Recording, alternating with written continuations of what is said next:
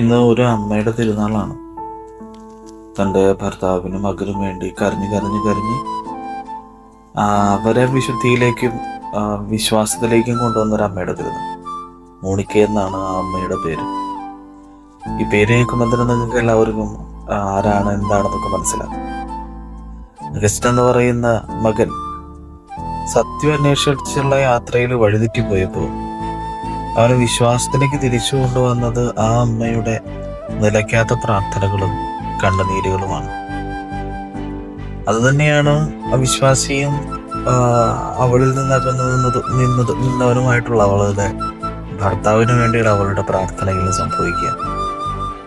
ആ ഭർത്താവ് മരണക്കിടക്കയിൽ വെച്ച് വിശ്വാസം സ്വീകരിച്ചെന്ന് പറയുന്നു. അഗസ്റ്റ് പിന്നീട് സഭയിലെ വലിയ വിശ്വാസ കാര്യങ്ങളൊക്കെ പഠിപ്പിക്കുന്ന പണ്ഡിതനായ വിശുദ്ധനും വിജ്ഞാനിയുമായിട്ടുള്ള ആളായിട്ട് മാറുന്നുണ്ട്. ഈ ലോകം മൊത്തം വായിക്കപ്പെടുന്ന വലിയ പുസ്തകങ്ങളിൽ കുറേയൊക്കെ അഗസ്റ്റിൻ്റെതാണ്. പ്രിയപ്പെട്ട മാതാപിതാക്കന്മാരെ, നിങ്ങളുടെ പ്രാർത്ഥനകൾക്കും കരച്ചിലുകൾക്കും ഒക്കെ വലിയ അർത്ഥവും പ്രാധാന്യവും ആഴവും ഒക്കെ ഉണ്ട്. വിശുദ്ധ മോണിക്കയെ പോലെ മക്കൾക്ക് വേണ്ടി പ്രാർത്ഥിക്കാൻ മാതാപിതാക്കൾ ഓർക്കണം. മോണിക്ക പുണ്യവതി ഓർമ്മിപ്പിക്കുന്ന ഒരു കാര്യം അതാ. വിശ്വാസം മാത്രം ഉണ്ടായാൽ പോരാ, വിശുദ്ധിയുള്ള ജീവിതവും ആ വിശ്വാസത്തിൽ സ്ഥിരതയും പ്രത്യാശയും നമുക്ക് ഓരോരുത്തർക്ക് ആവശ്യമാണ്. തിരിച്ചു വരും, ദൈവം തിരിച്ചു തരും.